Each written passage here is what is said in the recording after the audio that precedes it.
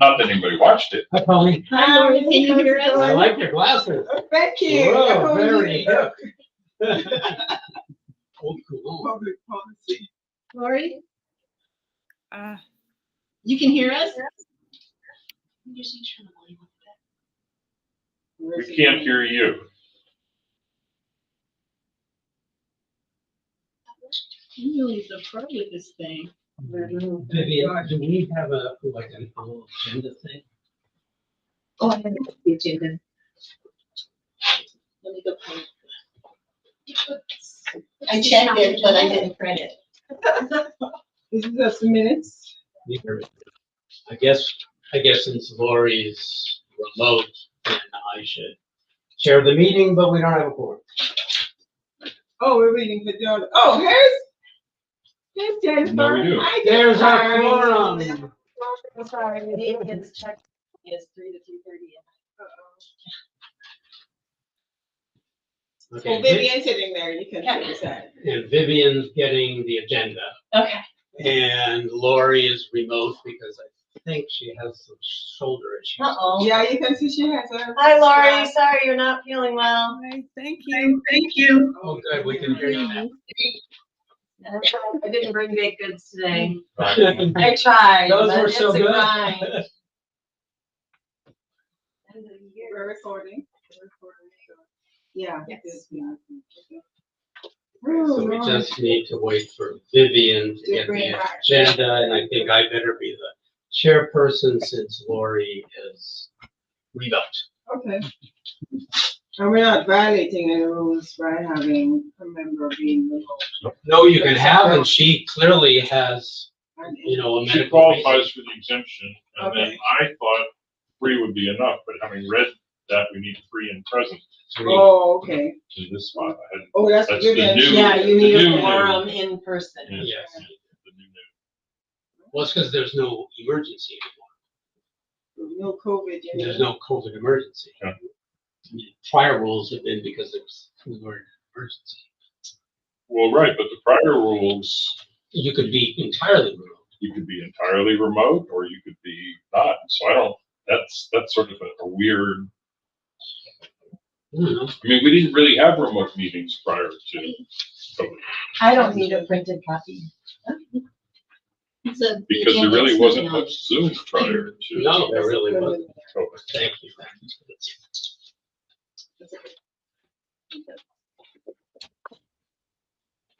Okay, we will call the meeting to order. Whatever time it is.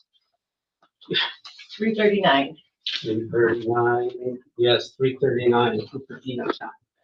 And we have a quorum. Director Shinosky is here. Dan Lindheim is here present. And I, Isaiah Roger, am here present. And one of our committee members, Lori Snowden, has a medical emergency issue, and she has been excused, and she is appearing remotely.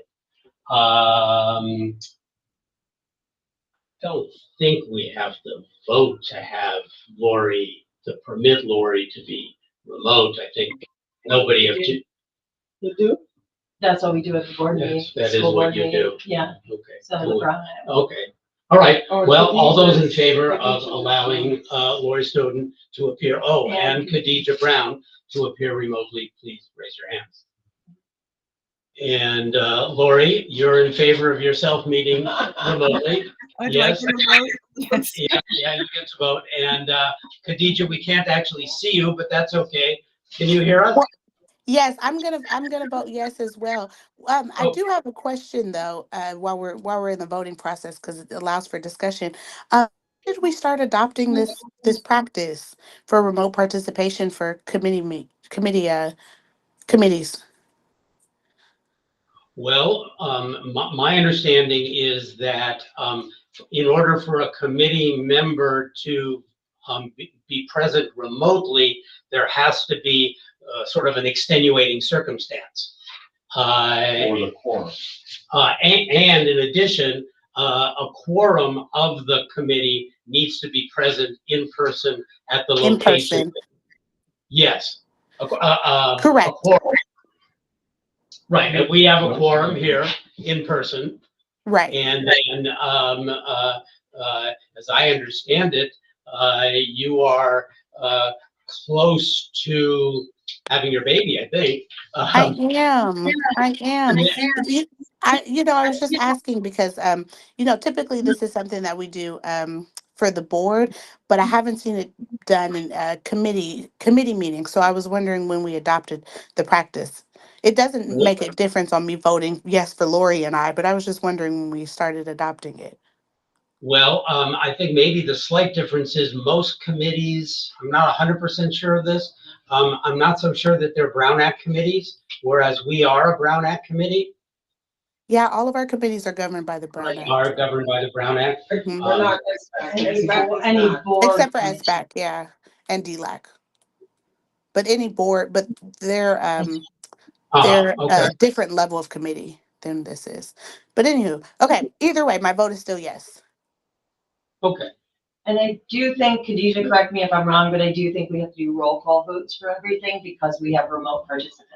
That Correct. is correct. So I think he called Lori first and then he called me, right? So that satisfies the roll call unless you all want to do the roll call in person. Okay. Well, we did the two of you. Dan, how do you vote? Aye. And Jennifer and I vote aye, so we are in compliance. Okay. So we have our agenda. We have two. I think you both have, or all of you have two sets of minutes. One's dated January 21, 2025. The other one is March 4th, 2025. Our practice is that Vivian provides me with a draft of the agenda, of the minutes, and I review them. Vivian does a fantastic job of preparing the minutes. Usually my changes are for continuity and clarity and things like that. So I have reviewed the January 21, 2025 minutes.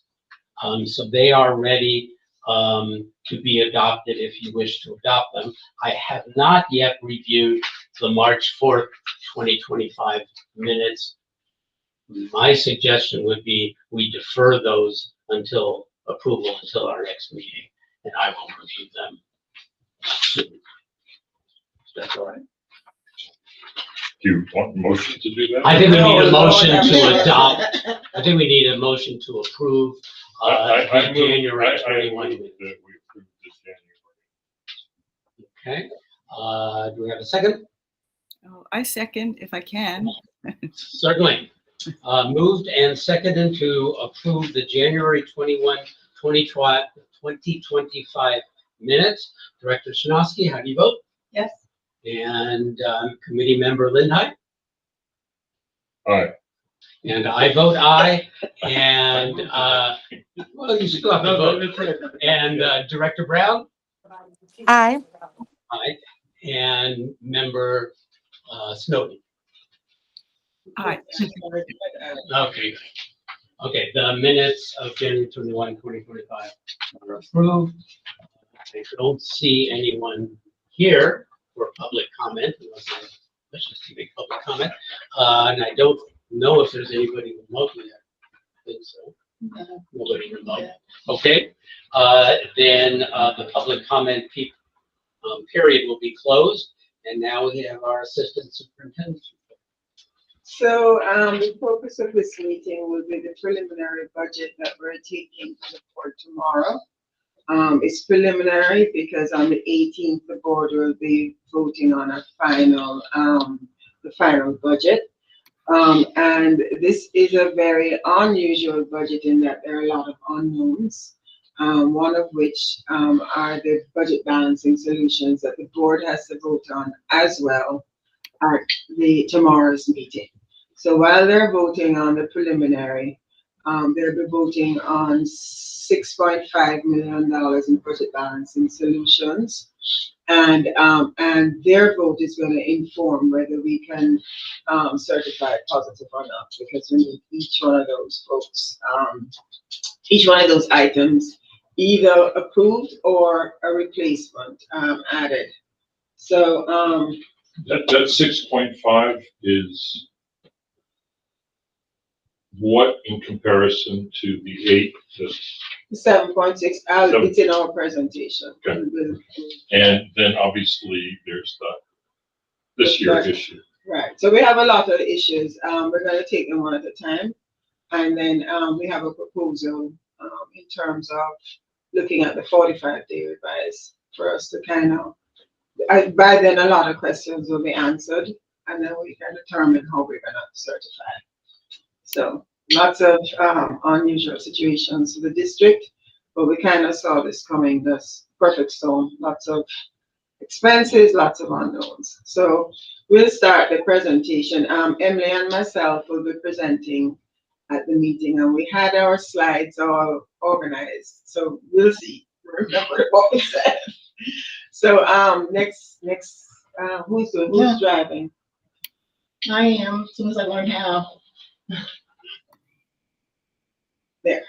Okay, So again, all our presentations are grounded in our mission to enable and inspire diverse student body to achieve academic excellence and make positive contributions to the world. And of course, we're also grounded in our 4 E's. Enter. Here you go. Enter the agenda will come up. Okay. So today we're going to look, again, our focus is an unrestricted general fund. We're going to look at what our summary is for 25-26 and highlights.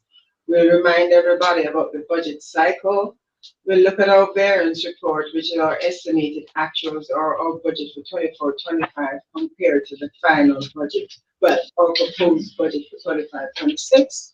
And of course, ADN enrollment is a significant part of our budget. So we'll be taking a look at that, how we projected those and how it impacts our budget.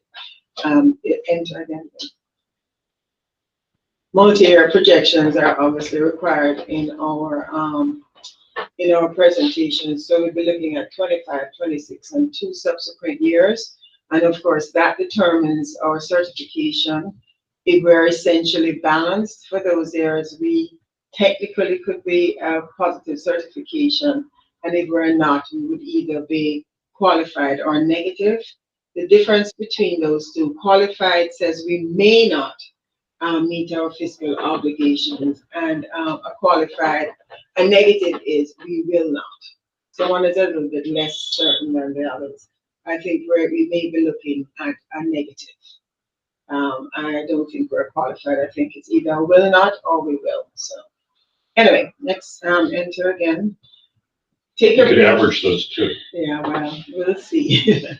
Then we're going to look at next steps, and then a part of the budget, we have to look at the reserve level disclosure. That's if you enter the next one to come up.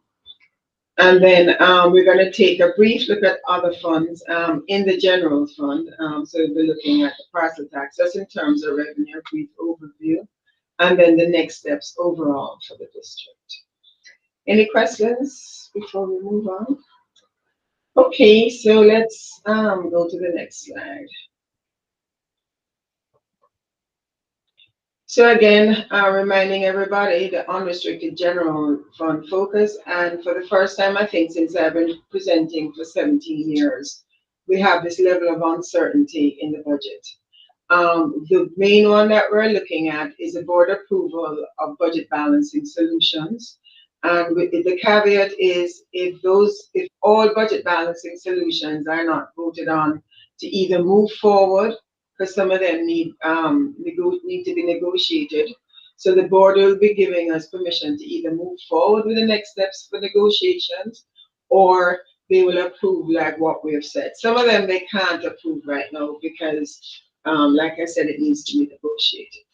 But that's the major one. We're also having increasing program costs that we shared at SFAC, which is our special ed program. So we're doing a fiscal review of whatever comes before us. We're almost through with that, so we would have a better idea. And of course, we also have uncertainty in the governor's budget. So we don't know how much we're actually going to get. We're hoping that the enacted budget will let us know how much the district will get. And there's a brief slide on that. There's a range that if we get everything, it's X amount. If we do half, it's Y amount, but we'll be looking at that, of course. And of course, the big beautiful, is it the big beautiful Oh, bill? Jesus. Federal funding is pending, what happens, with our president and how it will impact our funding. So we have a little bit of information on our federal funding in this presentation as well.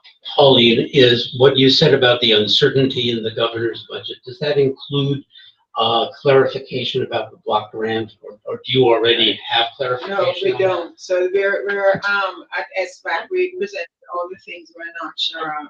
The two funding sources that will impact the unrestricted general fund is the block grant, and also there's proposed funding for TK, because now TK is fully implemented at 10-1. It's likely the governor will give us a little bit more for that, but even if he doesn't, it's expected that it's going to be fully implemented. Okay. So those are the two things, and we have a slide on that later on in the presentation. Thank you. So that link, there is $6.7 million in budget balancing solutions. The board will be getting that in a separate presentation tomorrow night as well. So tomorrow night, the board will be getting budget balancing solutions, LCAP, and the budget. So it'll be there all night. Jennifer, just bring your blankets. It'll be there the whole time. So as a reminder, when where we landed with the budget balancing solutions, we had 5.6 in ongoing solutions, so it will benefit not just next year but ongoing. We have $1.1 million one time, which will take, better than nothing, but it's only going to help us in 1 year. And then remember, our target was a 7.6 million, so we're almost $1 million shy of that target. So that's going to have a ripple effect, 25, 26, 26, 27, because we were counting on that $7.6 million as a budget balancing solution. And the fact that we're almost $1 million short is definitely impacting our bottom line. Next slide, please. Our certification. Right now, we would have a positive certification, but of course, it's depending on the outcome of all our unknowns. Initially, we are maintaining a positive ending fund balance, barely, for the current year and the subsequent 2 years. The next note is that our undesignated fund balance is $99,000. Now, I'll repeat that, $99,000. So I don't think we've ever been this lean. We have set aside, we have designations, of course, from our ending fund balance, but when you're looking at the budget, that's $99,000. The state, the county could say, it's a positive balance, but we don't think this is valid. So it's positive, and we'll show you how we got to that point. And but just to let you know the significance, if any of those budget balancing solutions are not passed, and if it's more than $99,000, we're going to certify it too, because we'll be upside down. And Pauline, this ending fund balance of 99,000, that includes the $900,000 short. Yes, yeah. That We're only building in the ones that staff moved forward. So if we had like another 900,000, or the ending fund balance would be 999. So so it's a double whammy. So we're missing $1 million. We only are squeaking by with a $99,000 balance. And as a reminder, our multi-year projections do not include negotiated increases. I have a question. Yeah, so when you say we're missing $1 million, it's not, we had a target that was 7.6 million, and We're shy, let's say we're shy of that target.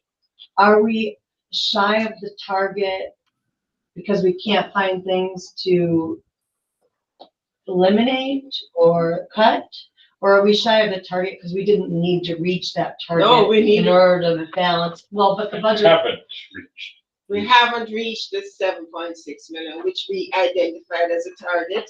So that's we're short, we're shy of the, I don't know how you want to say, we just didn't meet the target, which means that we're short $1 million. Does that make sense? It makes sense what you're saying, but my question is slightly different. we have a balanced budget for this year. Very, Right. very. So, but we have a balanced budget. So really like, when I think of my Hi. own budgeting, it's like, yeah, I would love to, have more savings and not have a perfectly balanced budget, but we have a perfectly balanced, essentially a It's perfectly balanced essentially, budget. but it's essentially balanced pending the board voting on Right. on everything. We don't know what's happening with the state, so we may get more money. We don't know what's Right. happening there. And federal is also up in the air, What so. Right. What it also hinges on is beginning FY '26 with a beginning balance. And Mhm. so the reason it's best practice to have an ending fund balance that is at least in the 6 figures and not the 5 figures is that if anything comes in higher than expected in the current year, as we close the books, and there's always I understand. variances, then it eats it up. So What is our beginning fund balance? We'll go through that Okay, when we do the great, thank you. variance. We still are having a structural deficit, and additional reductions will be necessary to address the district's structural deficit or any additional costs. So more cuts will be needed, but where we are right now, $99,000 is our ending fund balance. Next slide.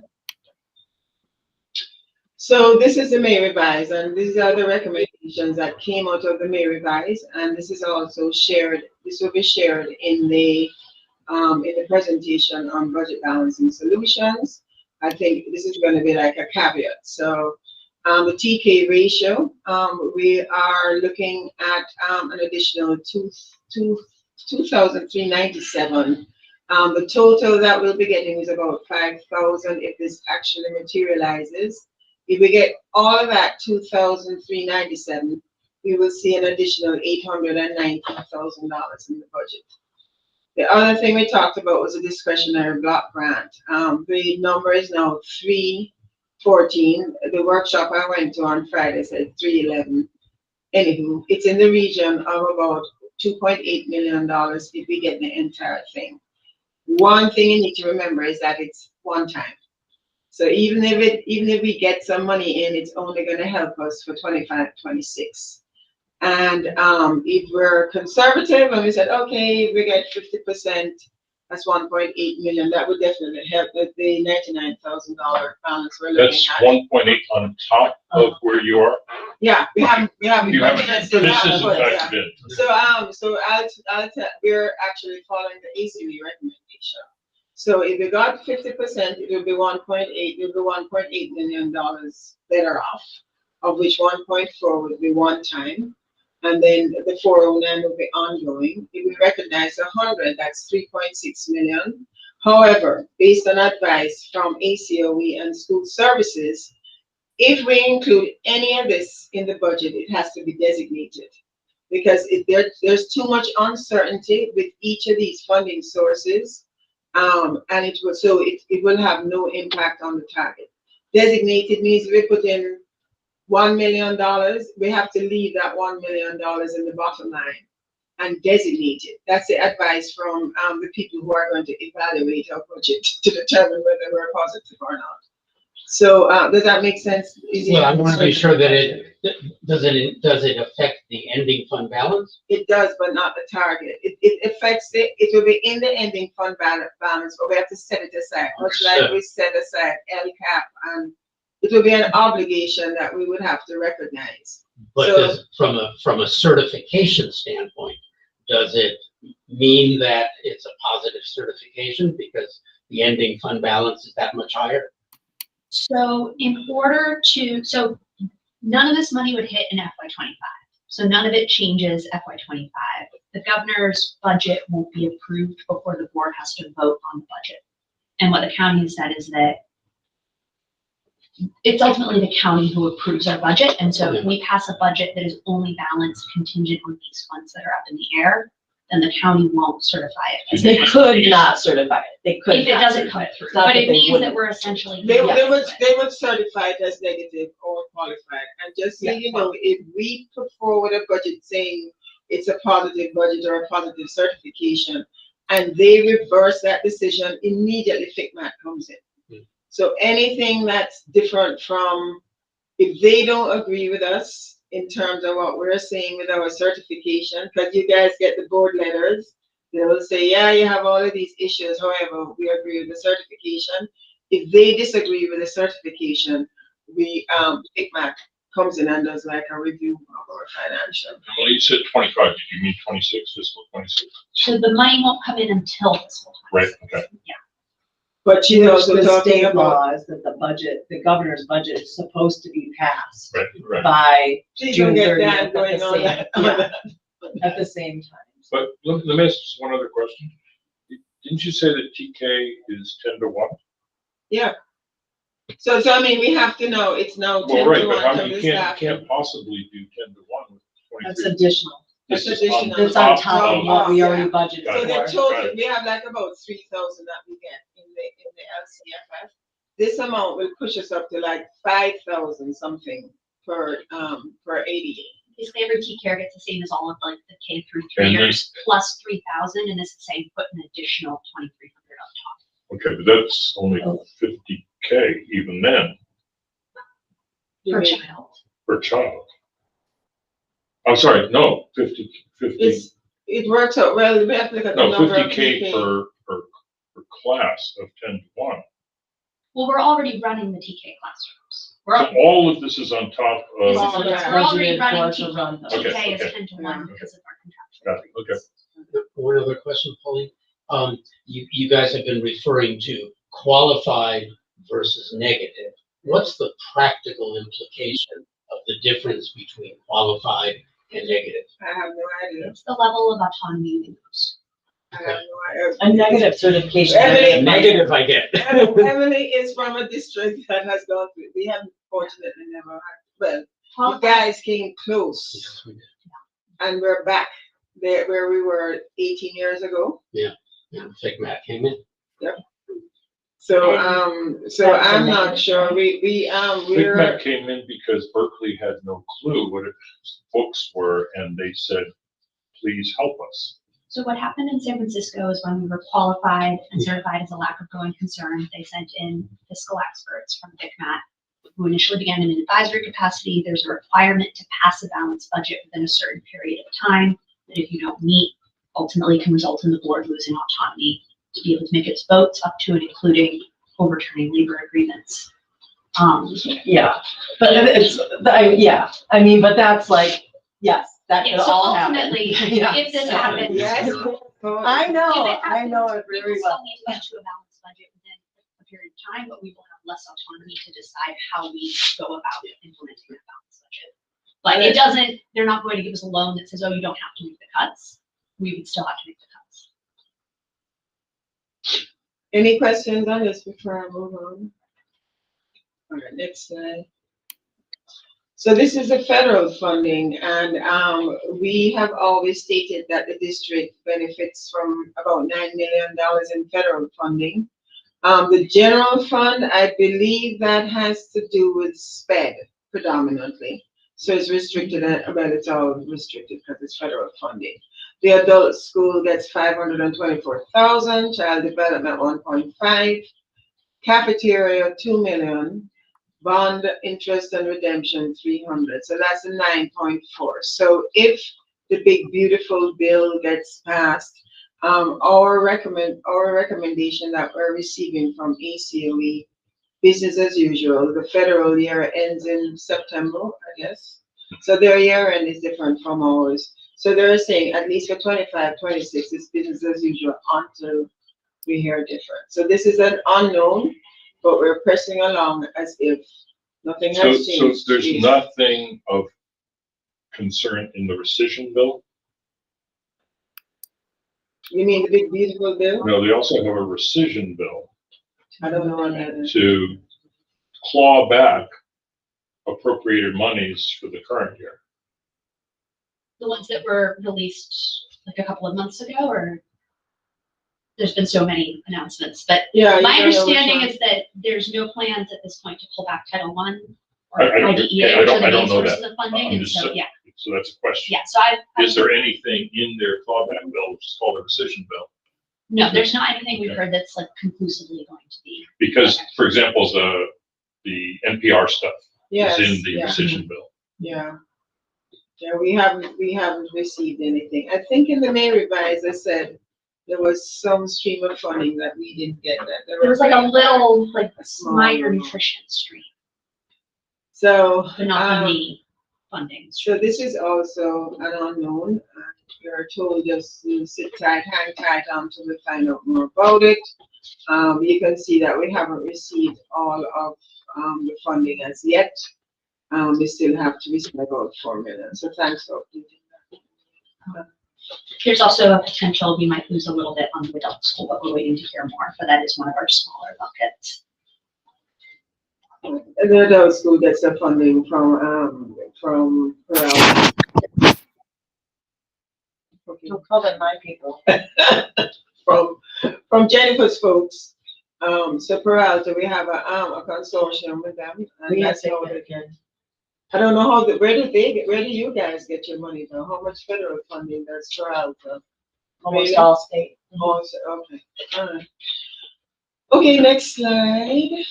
We get mostly federal grants. Most of the federal money is through grants. Oh, okay. So the budget cycle, as a reminder, on the next slide, the governor is supposed to pass his budget by the 15th. Often it goes on till the 30th. So everything up to this point, their proposals are not law. So we're at June, we got the governor's May revise. We got the governor's proposed budget in January. We got trailer bill language in February.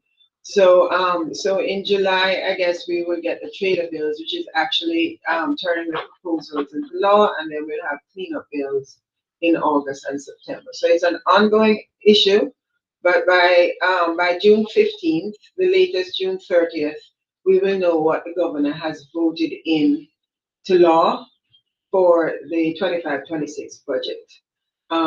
There could be mid-year cuts depending on what happens, but we'll be basing our budget, our 45 being revised on the enacted budget. Any questions on that? And the next slide is our internal budget cycle. We are now finalizing 24-25 while developing the 25-26. And this is important because, as Emily stated, the ending fund balance in 24-25 is going to determine that's what our balance is, our final ending fund balance, because that's the beginning fund balance for 25-26. So, and of course, in January, we'll be starting this. Actually, we want to start early like we did this year, probably in October, for the 26-27 budget. So we want to get an early jump on it, which we did this year for the 25-26 budget. Next slide. So I'm going to turn it over to Emily, who's going to take us through the variance report. Okay, so looking at the variance report, what this is comparing is our estimated actuals, so our projections of where we're going to end 24-25 versus the proposed adopted budget for 25-26. So what you see in the estimated actuals for 24-25 is essentially what you saw at second interim with any updates made between second interim and now. And then the adopted budget is what we're proposing, including all of the 6.7 million budget balancing solutions if they're incorporated in. And so you'll see that the main items called out in A are that we've got an increase in our local control funding formula and our unrestricted state revenue, and that's primarily due to projected enrollment increases due to the TK expansion. So we're projecting having, I think it's 4 more TK classrooms next year. So that's driving a projected growth in enrollment, so a projected growth in ADA. And you'll see on the expenditure side later that we've accounted for the fact that we'll need to staff those classrooms. Up to the next slide, please. So looking at the expenditures, most of these are called out the letter B. That's going to be a decrease in projected salaries and services costs, and that's due to the proposed budget balance and solutions. So those are reducing county expenditures. You'll see that employee benefits are going up, and that's because we had brought down the estimated actuals back at second interim, actually, where we true up our benefits to account for one-time savings if we're underspending health and welfare or any of those benefits rates. So those are brought back up to the correct budgeted levels in the adopted budget.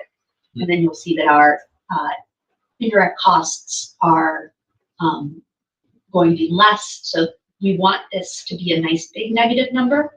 The indirect costs are the percentage we take off of our grants to account for the operations of the district. And so it's going down for two reasons. One is that the indirect cost rate, which is set by prior year expenditures, is decreasing. And our estimated actuals have budgeted carryover and one-time block grants. So we have indirect costs on those spends, and those one-time costs aren't in the adopted budget, so we don't have indirect costs on those. I have a couple questions.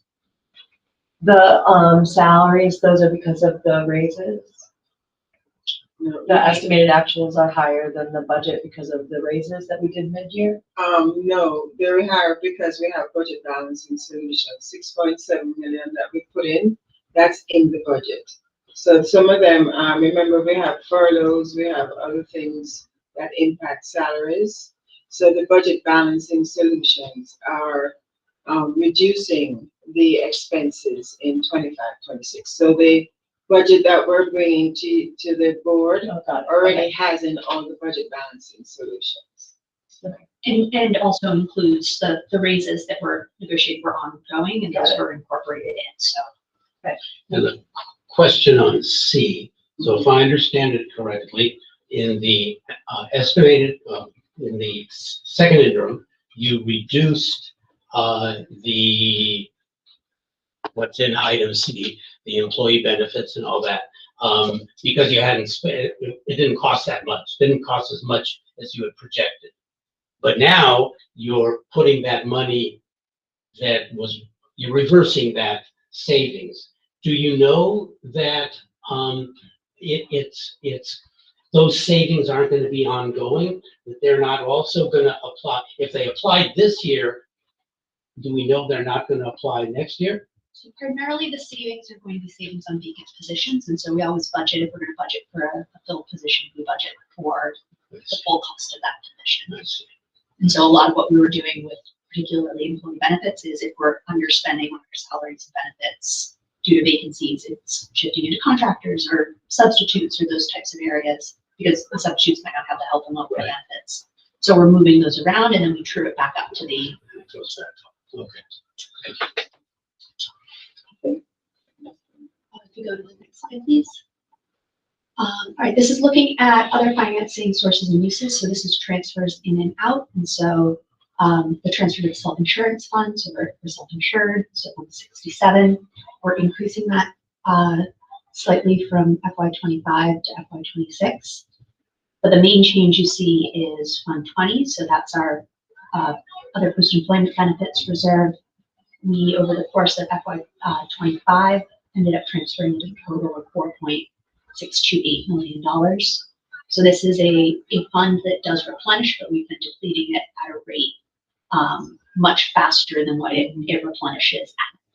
And so it started off at, I think, about $7 or $8 million at the beginning of FY25, and we've been tapping into that. So if you look at the fund balance on that fund, it's now under $3 million.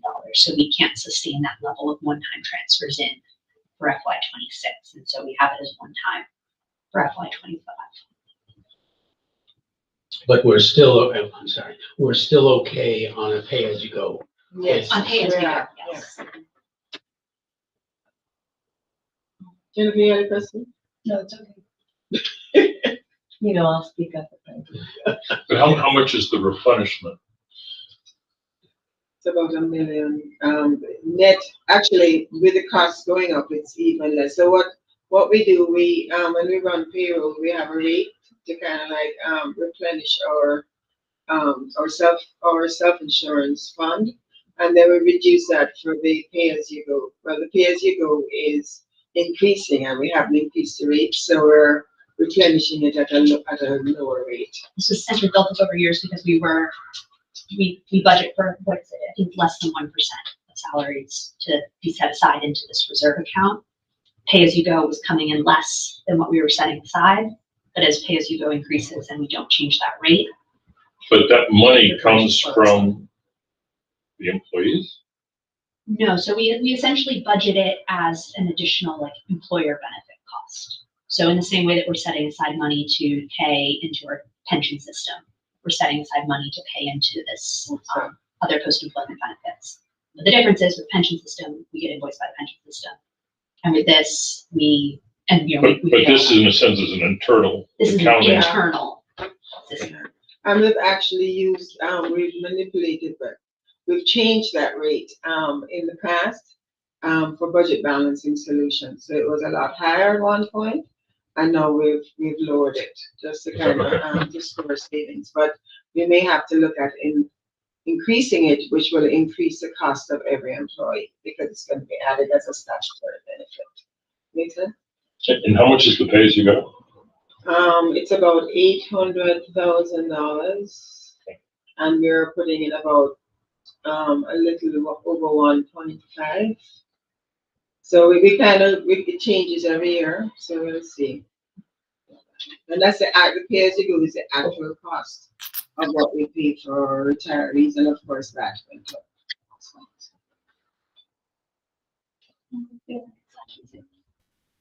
All right, so this is looking at our contributions. And so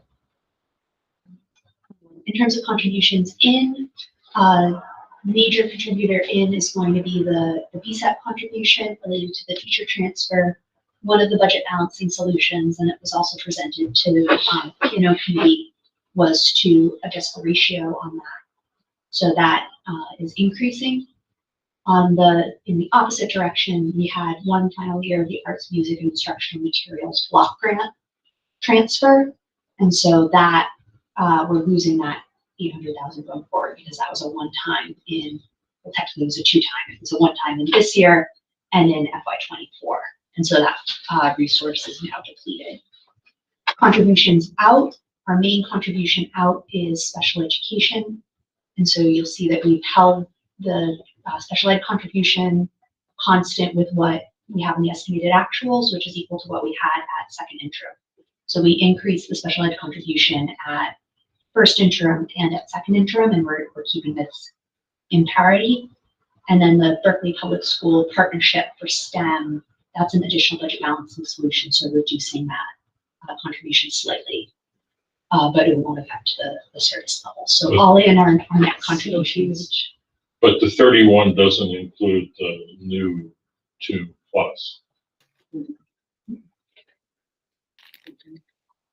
Yes, so There's not that we presented at SFAC. And we're evaluating that number and kind of sense checking it independently. So I know Jennifer don't focus on the 3 million. I know that's what you're doing.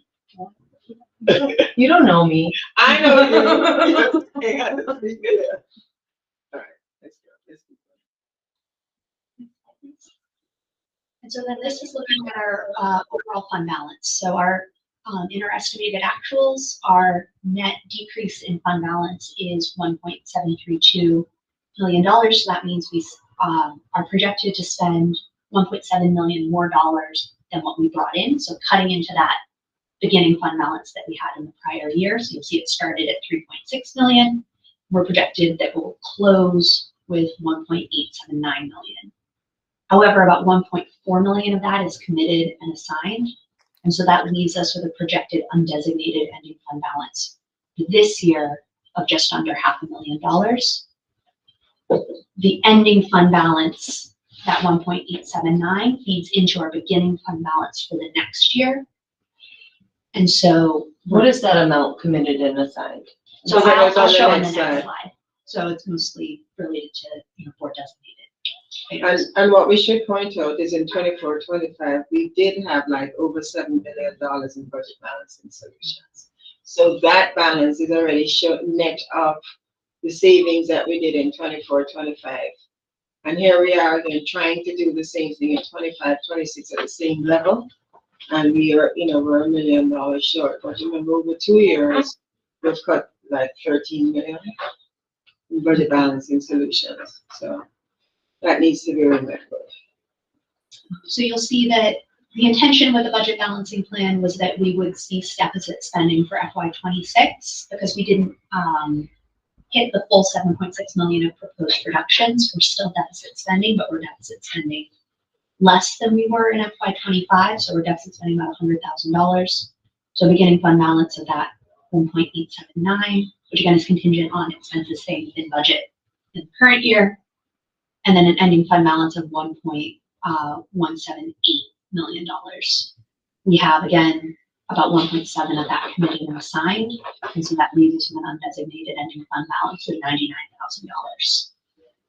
We go to the next slide, we can take a look at what the components of that ending fund balance are.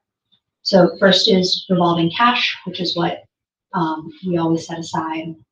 The current labor adjustment includes the $200,000 for the class and comp study and the 2% raise that was put on the table for the UBA negotiations, since we put that forward and did pay.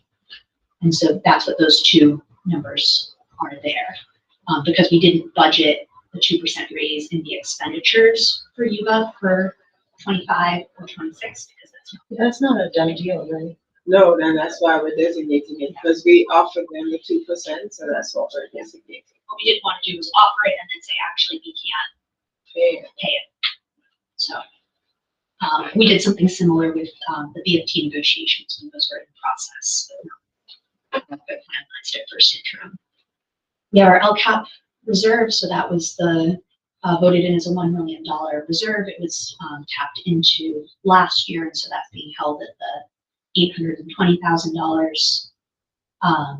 Given all of the conversations about rising program costs and projected spending increases, we have $500,000 designated in the adopted budget for that. The reserve for economic uncertainty, so this is the required 3% reserve. So if we ever can't meet the 3% reserve, which is essentially 3% of our operating across all of our general fund, restricted and unrestricted, if we ever can't meet that, that's when we would become a negative certification. So even though we do have a 3% reserve set aside, we're not allowed to ever tap into that and still be positively certified. Question, and I don't know, I'm certainly not proposing anything, but my recollection is that in years past, I think Dan will remember, in years past, we haven't met the 3%. However, we had, and I think the terminology, and I don't know what it means, backfilled from VSEP.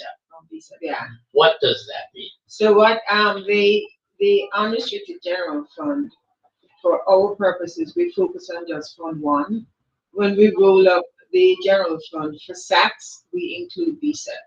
So when the county looks at what we're looking at or the world, it includes the VSEP, but we have to set aside the VSEP balance because it's almost restricted for VSEP.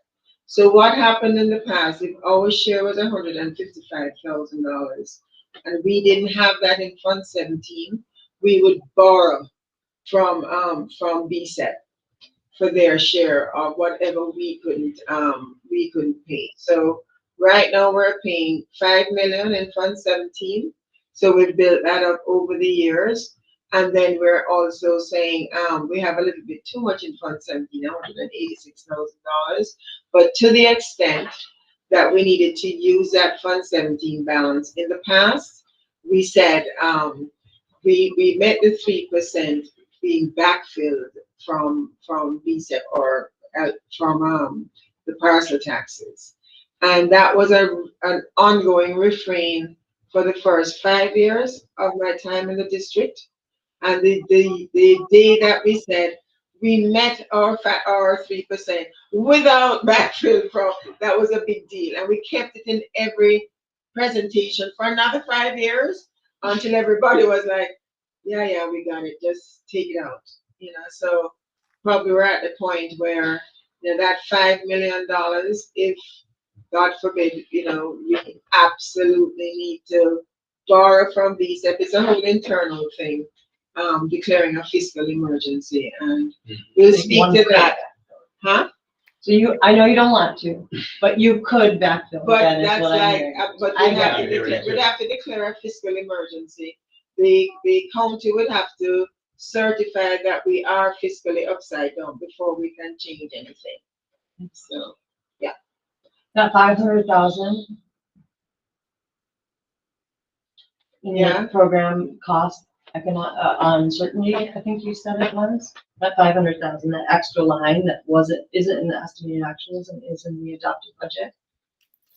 Right, so we're setting that aside for increasing costs. So to the extent that we need it for SPED, we're setting, because based on the information that we got, we're hedging our bets and setting aside 500,000, but it's for increasing program costs.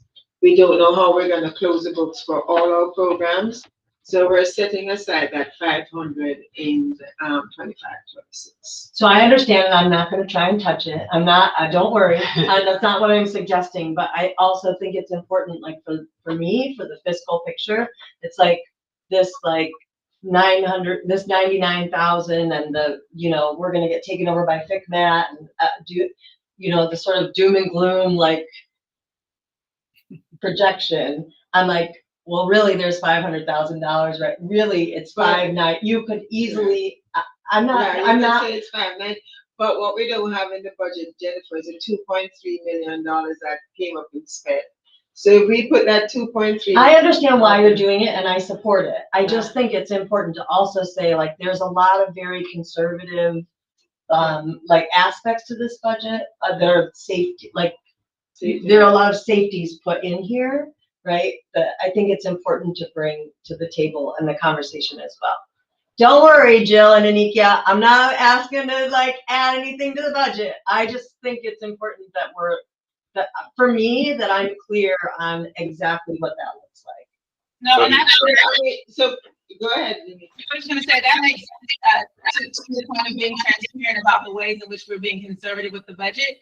I think it's something that the public should know, but I want to stress that we need to be that way.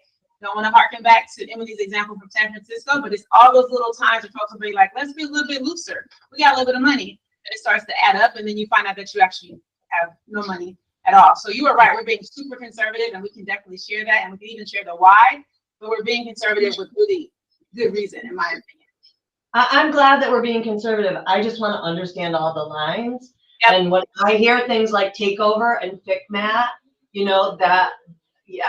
I think you're doing a great job, is what I'm trying to say. So, I mean, and one of the unknowns, the increasing program cost is definitely very significant. Yeah, so. Right, but whether that's actually conservative or not sufficiently prudent is because I'm talking about certification from the county. I'm talking about. No, but so there's a funny timing issue between the closing of the current year and the certification going forward.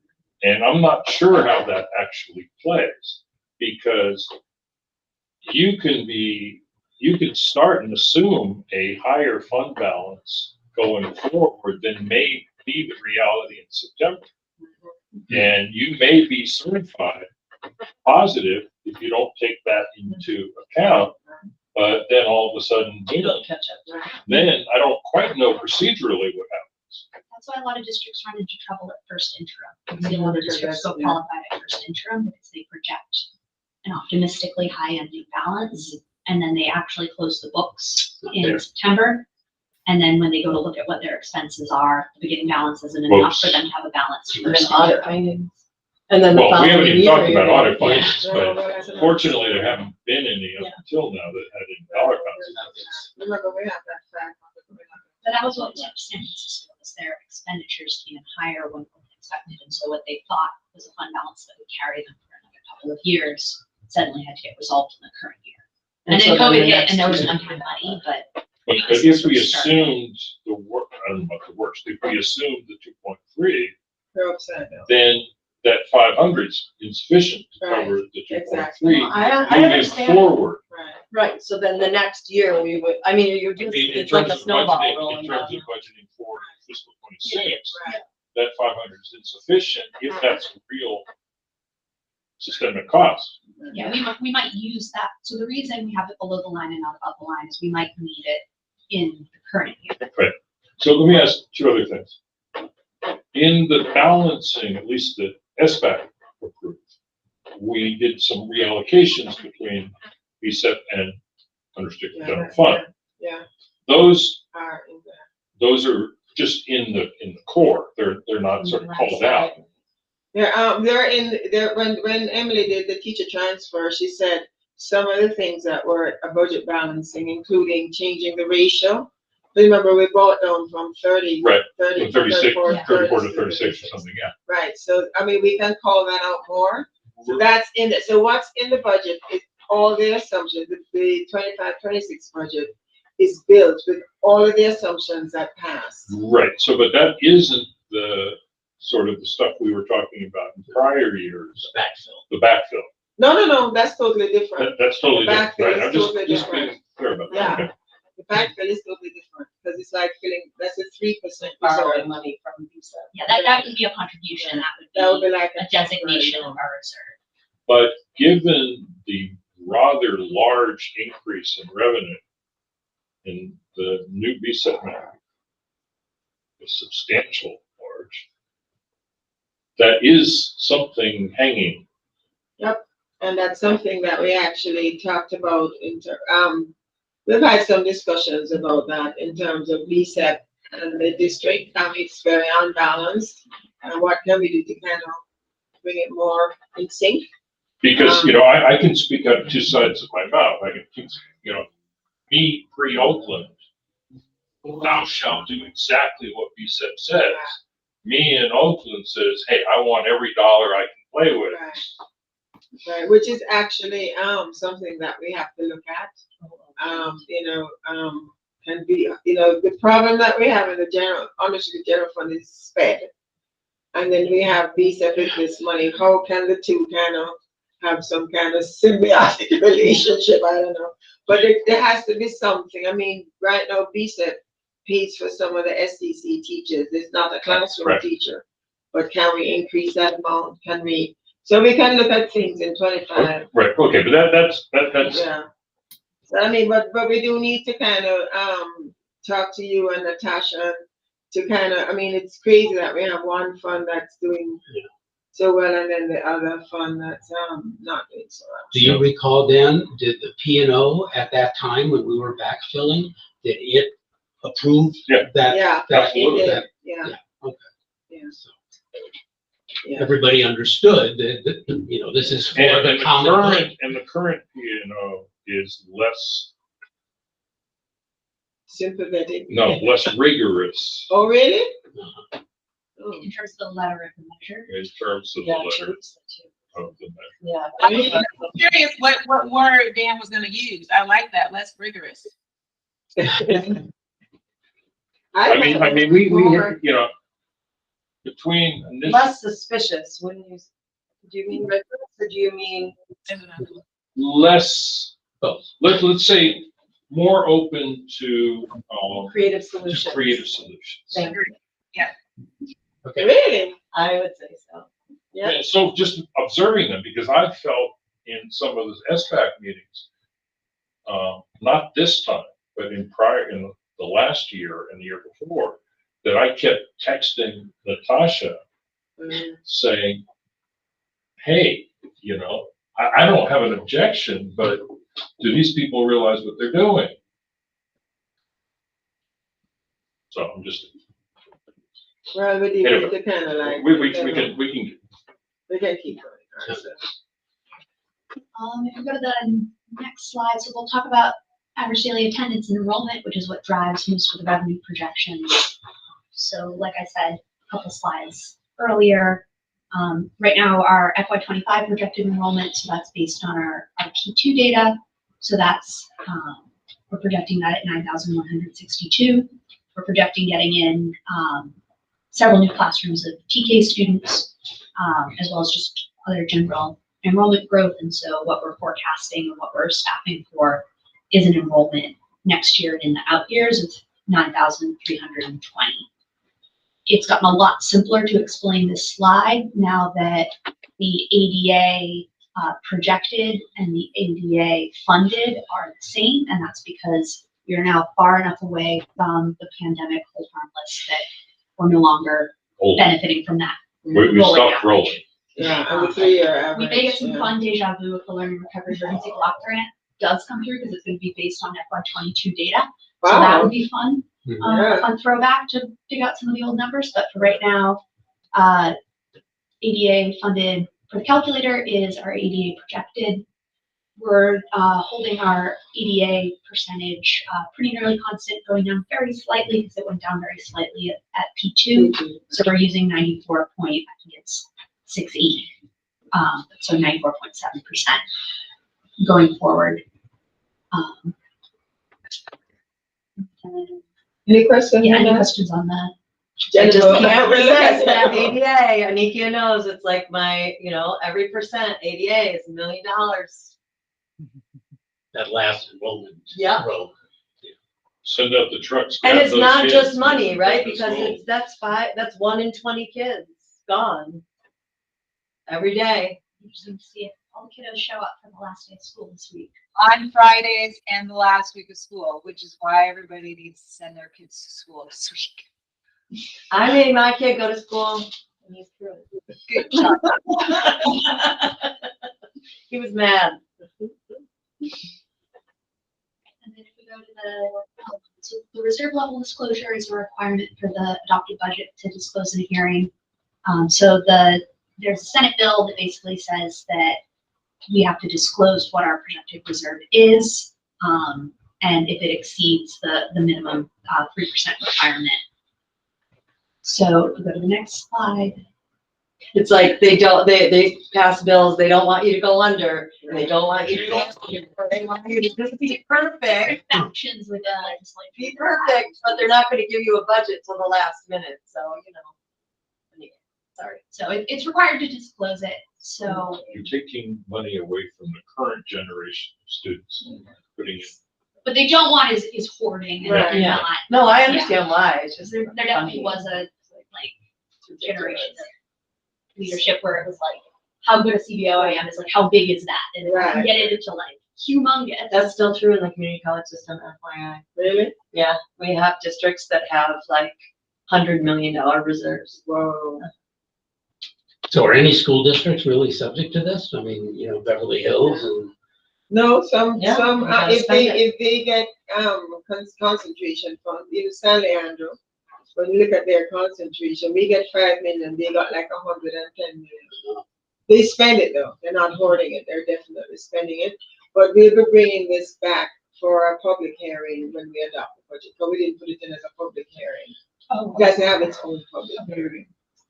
and we'll have the numbers then figured out with the actual Right. approved budget balance and solutions. And so, the minimum reserve is that 3%. So in FY, and this, in sort of a shift in lens, we've been talking about just Fund 01 when we were looking at the variances. This is looking at funds 1 through 4, because the disclosure has to be on our entire general fund. And while we think those 3 discrete, Fund 1, Fund 2, Fund 4, in terms of the state reporting, it all rolls up into Form 1 and SACs. So the minimum reserve across all of our funds, Fund 1, 2, 4, and then 17, is going to be 3%. So this is where that 7.2 million or that 6.8 million, like that includes BSEP and BARA and Fund 2's share of the 3% reserve. So that would be where you could, like each of those funds pay their share. So in FY26, what we're projected is that we would have a reserve of about just under 2 million over that reserve cap, with most of that being, most of that's the BSEP committed Right. fund balance. So that doesn't factor into the cap. So essentially you exclude the purple line, which is committed, Okay. and everything else, all the ones in blue, are what gets compared to the line income, which is the minimum reserve. And so we would be quite a bit over if we press tax balances, but those are committed, not assigned, so they're excluded from this comparison. Okay. So we have, most of it is going to be in that Fund 17 share of the 3% reserve. And then we have, if you look at the bottom line in the last blue section, the unassigned unappropriated in FY26 is that the 99,000. And then we have the, up in the assigned section, the different assigned balances. So all that to say, yes, it does exceed the 3% reserve cap. It's still, I've seen expenditures swing more than that in districts just due to variations throughout the year. And so it's a tighter margin than And there were years when we had 6 million, 8 million. where expenditures come in higher. Yeah. Because we used to make cuts every year, and then the governor would say, "Oh, just joking." So we built. You remember when we were building that really big fund balance? That's how we could give raises. You know. Yeah, we've increased the sped contribution over the course of this year by more than they are over the 3% reserve cap right now. All right, so let's go to the next section, which is other funds.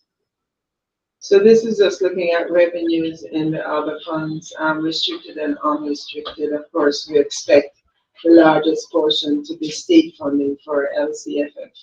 That's 47.7%.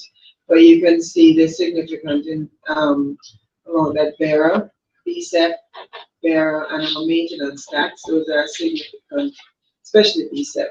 And you may notice that now we have Measure H, which is a new measure for BSEP, which is coincidentally the same letter for maintenance. So we have two Measure H's, so we have to be very careful. Kathy's come up with a whole naming convention for all of the resources. Oh, so she done? Oh, okay. So, but anyway, so now we have we made a new measure in 25, 26. I think they don't get a total the first year, but they're still doing very well in terms of the fund balance. And is E1 now spent down? No, not fully. Not Close fully. or not? Let's see, the beginning fund balance is in E1 when we look at that chart. So the fund balance, all the expenditures are at for 26, 25, 26 is budgeted in H.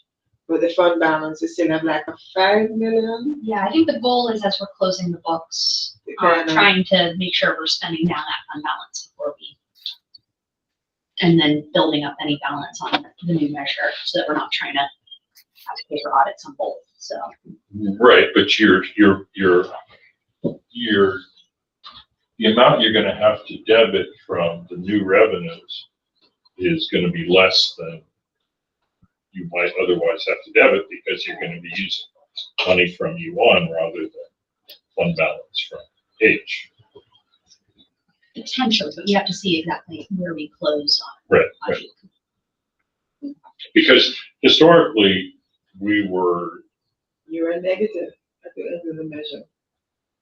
Remember, you guys had to borrow money from us at the end of the measure before E1. prior one, yeah. Okay. We had to borrow $2 million from us. How long is it, 6 years or 8 years? I think it's 8. No, it was some weird number. It was less than we usually. Remember, Emily, what? E1 is before Emily, because EGH was 2020.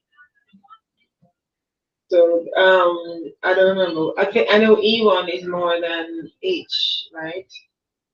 H is 6, H is, where is, I don't know. One I checked. one was off of the presidential and one then kept it. But EGH was the primary. 2020 primary.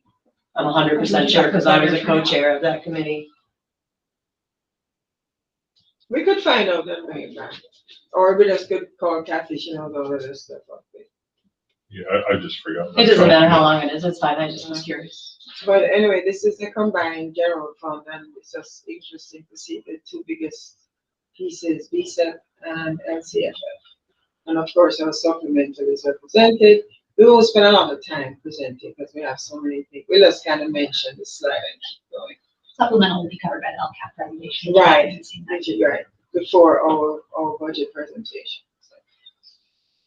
All right, next slide. So this is the multi-year projections, and that is correct. It's based on the May revise. The next hour presented is going to be based on the enacted budget. And again, the disclaimer, it doesn't include estimates for negotiated increases. Next slide. So this is where we have all our information from the dartboard and our information about our ADA and our information about our unduplicated pupil count and percentages. So it's interesting to note that even though our UPP is remained unchanged, the calculator is doing some sort of a rolling percentage. Okay, so the percentages are a little different. So our unduplicated pupil count, that's gone up. So LCAP benefited from that in 25-26. Our COLA, of course, you know that we lost a little bit in 25-26. It was like 0.1, whatever, less than it was in the January budget. The COLA actually for 26-27 also went down from the January budget. And I think 26-27 went up a little bit. Oh, there's an extra 5 in that area funded.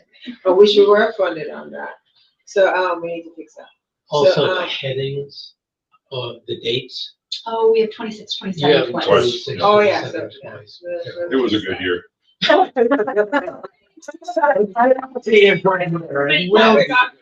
could be. So anyway, so what this shows us is our revenues, our state and local funding, we kind of kept that flat, which means we have no one time in any in 25-26. And then our LCFF is obviously impacted by the COLA. The ADA is flat. On our assumption, we're keeping it flat. So the revenue increases you're seeing in the total revenues totally based on the COLA. And then our expenditures, that's based, the first year is what Emily presented when we did the variance report. For the out years, if there are one-time expenses, we remove them from 26-27. And of course, we increase it for, I think PERS went down a little, but remember we have step and column. Then we have the local CPI. We're assuming that the discretionary amounts go up by a little bit each year. So that expenditure amount has that information kind of baked in there. And we'll make these changes to the slides. Is it standard to do about a 3% increase in expenditures every year? Is that about? Well, it's 1% for step and column for certificated and 2.3 for classified. Okay. It's not, it doesn't work out to be 3% overall. But then when you take into account the amount we're bumping for the CPI every Right, year. so does that bear out? If you look at expenditures year over year in the past, is it about 3% change or it depends? Because I guess these past few years. It depends, and then it gets blurred when you have a lot of one times. Yeah. I mean, you have one times. So you put in cuts and then Right.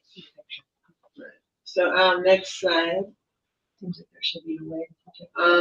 So our That's whether sources you're and dumping uses. experienced teachers or whether you're forcing For sure. them to hire, because then that can go down. Yeah, I can go down, but we've always just, I mean, we I kind think we have 1,400 FTE in the district, and so you can have a couple of people that come close to you. right. So in terms of our sources and uses, that's kept flat. The transfer out to Fund 67, we talked about that in the variance report. BSEP, we kept that flat because we're not projecting any increases in staffing or anything in terms of teachers or anything because our enrollment is flat. Change in fund balance, we're deficit spending by 0.4, but you can see in 26-27 it's positive, and that's because we don't have negotiated increases in there. So the COLA will kind of catch up, year after year. So we're benefiting from the COLA 26-27 and 27-28. So you can see our projected ending fund balance is a 1.8, a 1.4, the 2.5. For labor adjustments and all of them, I actually kept it going, Emily, except the 0.5. I did the 0.5 as a 1 in 27-28. So we have to talk about, because we're actually negative, designated as negative in 26-27. So, but we won't call that out in the presentation. We'll just say we have an undesignated ending fund balance of 0.2. That's a rounding error. It should be like 0.1 to 99,000. And then the other one is 0.2 and then 0.8. But we'll make corrections to this slide. Next slide. So yeah, we're positive, and we are benefiting from the ongoing budget balancing solutions. Remember when we started the presentation of the 6.5, 5.5 was ongoing, so that benefits the whole year. So one time just benefits 25, 26. These could change, because the governor could easily come back and do mid-year changes, but anywho, we have a very tight budget and we would need reductions in the out years for any additional expenses. With deficit spending in 25, 26, and 26, 27. We're positive in 26, 27, 28 because of the accumulated COLA year after year. And again, this doesn't include negotiated salary increases. So next slide. Next steps. So we're looking at the governor's May revise, and the enacted state budget is due June 15th. It's more than likely, I would say we have to do a 45-day revise to kind of clarify some of the unknowns in the budget. By then we should know what's going on with our increased costs. We should definitely know what's going on with the state budget, and the board would have voted on priorities, so that 3 of the unknowns should be clarified by the 45-day revise. The board is going to approve the budget at the June 18th. So we'll be incorporating the approved budget balancing solutions in the budget that we present at June 18th. And those budget, which are the ones, or what SBAC recommended, how much of that is going to the board and further changes?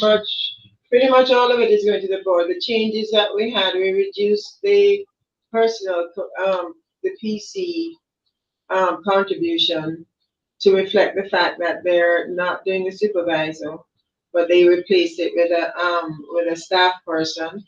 We thought we could get 169. It turns out we're only getting like 61,000. It's actually less because Izzy put $980,000, $980 more in the budget that we had seen, but we won't talk about it. And you did mention before the furloughs. The furloughs. So, yeah. So everything that we discussed, so the furloughs are in there. Furloughs are in there. We have another presentation that Anika and us will be doing on just the budget. And was that just 125K or everybody? Both. We did Everything 10 else I days. saw it. Yeah. No, but We so did what's 10 going days. forward? I don't know what I What- voted sorry. for, so We're doing 10 days. I only know what I voted for. 10 Who did vote days. for. 10 days per month over 125, and 1 day for everybody under 125. How many days for over? 10. Once a month. Or just take it during just don't get paid during the summer or something. I don't know. So it needs to be worked out, but that we're going to have a caveat that, but the board can't say, yeah, do furloughs. The board can give us permission to move forward with proposing furloughs with the unions. But you have to And the negotiate that. unions, it needs to be negotiated. So we're going to make sure that's mentioned. What's interesting is the state is doing the thing that we should never do for any budgets. They're using one-time solutions for their ongoing spend.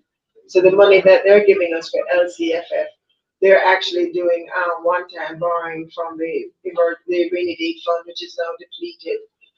They're also, what else were they doing? They're doing deferrals. So we're not getting our cash for June until July.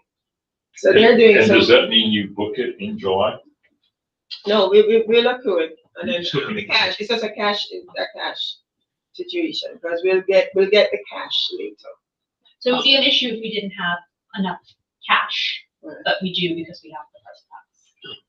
Right, but because of this weird accounting, that the state's accrual is somewhat different than the local accrual, and there's a benefit. That's why they do this. Yeah, they're doing it for cash flow. So instead of paying us in June, they're gonna pay us in July. But there are earnings over the same. They'll still have the same amount of revenue, just like the cash, which nobody really focuses on. Right. Yeah, we can still meet the June payroll. And what's the discussion about, and I don't really understand it, the Prop 98, where they're talking about holding back some of the money. And I think school districts have sued the governor for last year on that same issue, that in case revenues don't come up to the level that they project that they'll come up, if I'm understanding it right, then they don't owe as much money on Prop 98, so they're holding back some money. Does that ring any bells? So there was an issue a couple of years ago where Yeah. the governor had massively overestimated. And so they actually like gave us too big a COLA. They put out too much money. And then when they tried to say, actually, we're going to retroactively cut your prior year budget, everybody freaked out. And so they had to give it to us as one time.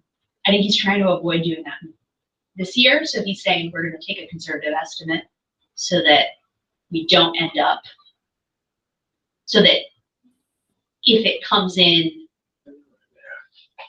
as we think it is, we're good. And if it comes in better, people will be happy. But we don't want to have a situation where it comes in worse. This is over. I have a meeting. It's at done. 5:30. That's the last slide.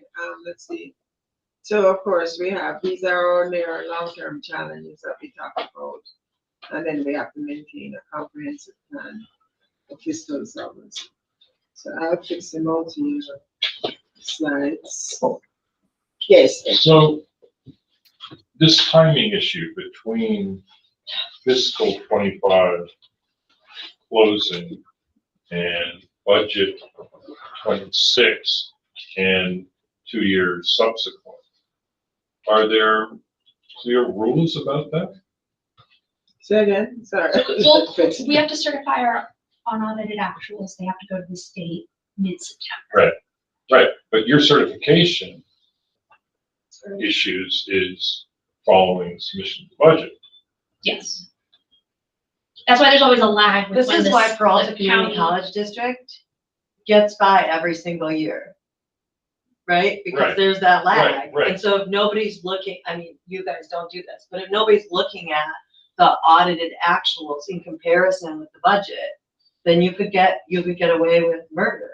Well, the county and Not really ultimately the murder, but state a looks lot. at it, and that's why there's a Right. couple-month lag before they But actually approve it. when does the 2.3, assuming that we're real, I mean, we don't know what that number really is, percent, right? You're looking at that. You're saying the sped Yeah, the projected sped. increased expenditures in right. FY25. Right. And so that doesn't really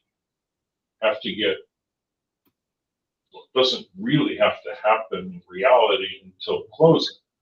Well, no, Right. that's not. And really next closing year, the because- budget. Well, no, then we need to No, be. clearly it has to go into, for maintenance of effort issues, once you know about it, first interim, or maybe even in Right. the, Yeah, but we also have to pay bills, so we have. so you get bills cash, right you're now. saying. Well, and expenses and contracts and whole 9 yards, but we also have a closing book, so we have all of these encumbrances in POs. We have ending fund balances and discretionary. Remember, Barry does an entry at the end of the year for their share, so Right. there are all these little Right. places that we're hoping those amounts will offset or partially offset. okay. the Which is amount. what happened last year. Right. So Which is what that came in happened about 2 last million year. high, but we had Right. unspent in other years. Okay, so it's not, we don't know yet. We don't know. I mean, we seriously don't know. We seriously don't, and that's why it's such a weird budget. Right. You know? It's tighter than we'd like, but we truly don't know. If we truly knew, we were like, we are absolutely going to definitely close with having spent more money than is available in the ending fund balance. It would be incumbent on us to say that we have a Yeah. balanced budget, But we don't really know. but we don't know. We don't know, but the county needs to know what's going on too, because we can't be the And have you I raised have this not, issue with- I have not, because I'm hoping it will resolve itself. Is it? Quorum, like, Yeah, we just lost quorum. So do we, I can't does see she it. need to? Jill's just saying that she had to have to run to another Oh, meeting.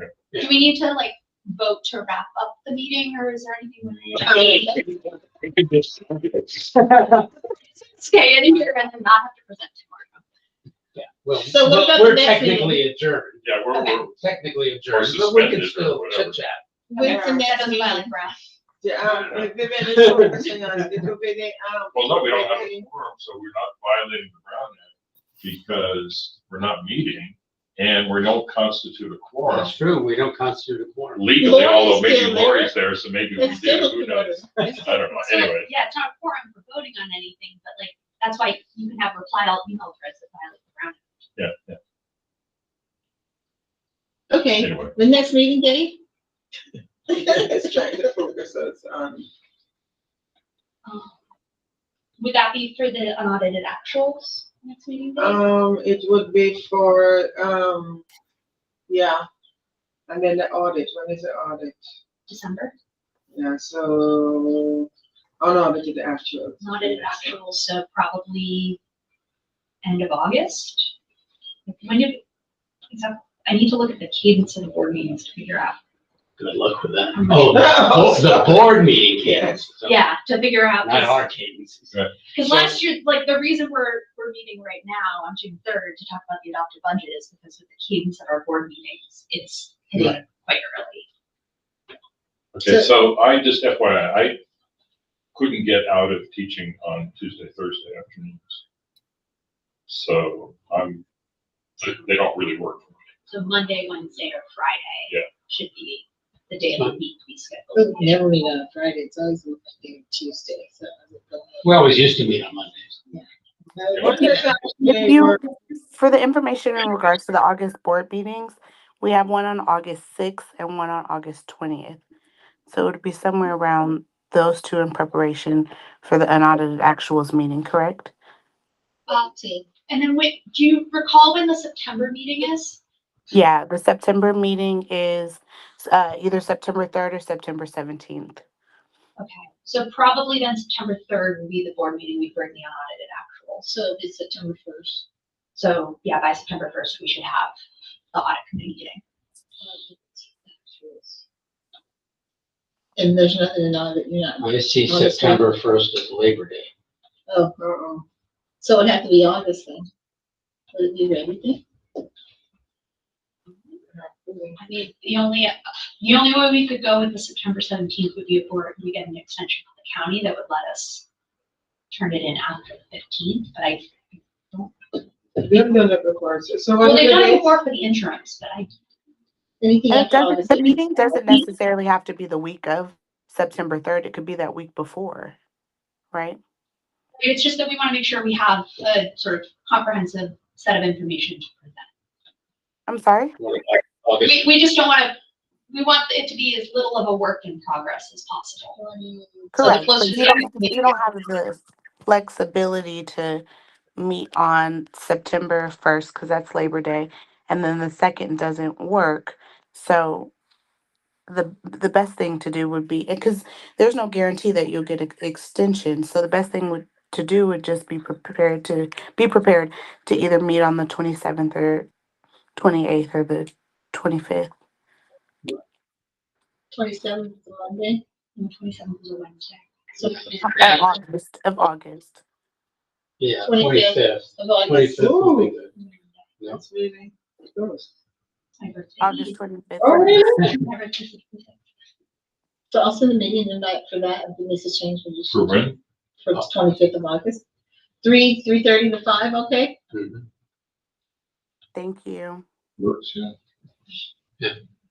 Thank you, Khadija. No problem. Lori, feel better. Thank you. Can't hold that baby with that arm, can you?